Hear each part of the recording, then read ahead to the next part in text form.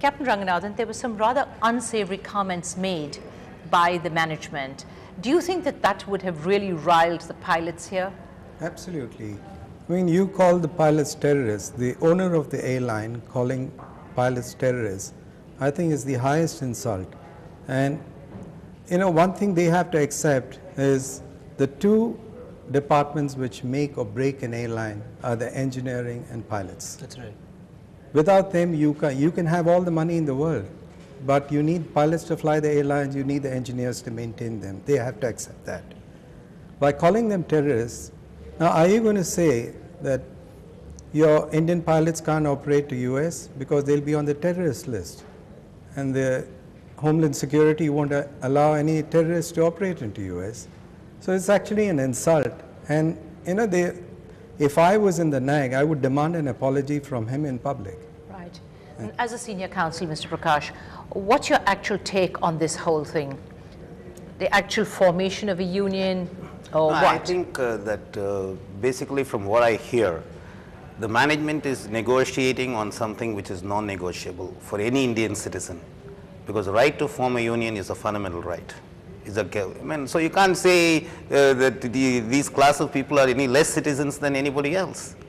So that is the area that seems to be really blocking settlement. And therefore, what is important is, I think people should focus on what is really stopping the people to come to terms with one another.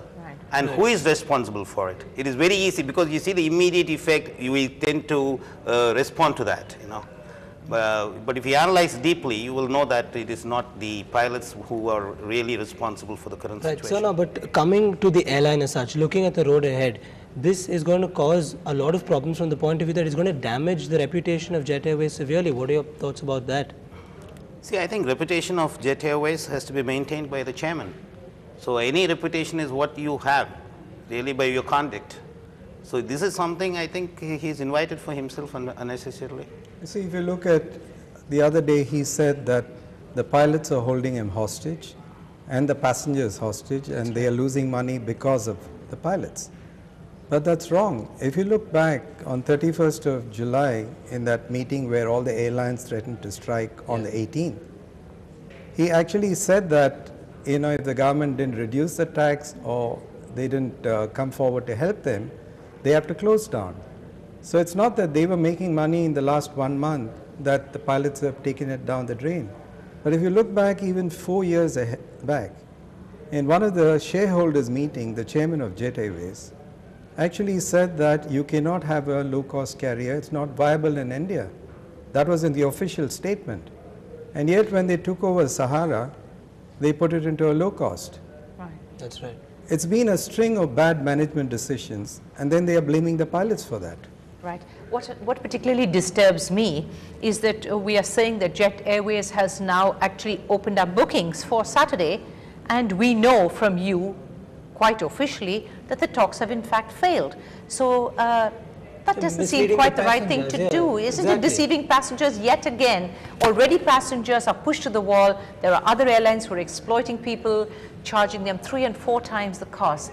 What do you have to say about something like this?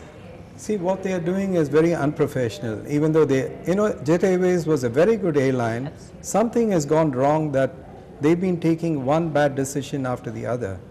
But the saving grace for the passengers and the traveling public is the regulator today is one who's coming down hard on them. Like they've been ordered to revert to the low fares, which they were charging before the 5th. Like when they said they're going to strike work on the 18th of August, he said he came down hard on them. You're very lucky that you have a good regulator now. Otherwise, all the passengers would have been affected. I think, yes, sorry. But do you see any solution to this now? The only solution is Mr. Naresh Goyal has to accept that NAG is there to exist. He has to accept that. And otherwise, I don't think they're going to function. Well, we can only hope that, this whole situation just solves itself, because I really think... I don't think any situation gets solved by itself. Actually, each part... is determined that it's going to be the government, right? Each party has a role. And I think governmental role is very much there, because it gives them an opportunity to look at the entire picture. Well, I hope you're right, because, and I hope you too, Captain Ranganathan, because at the end of the day, I think it's the traveler who's really suffering.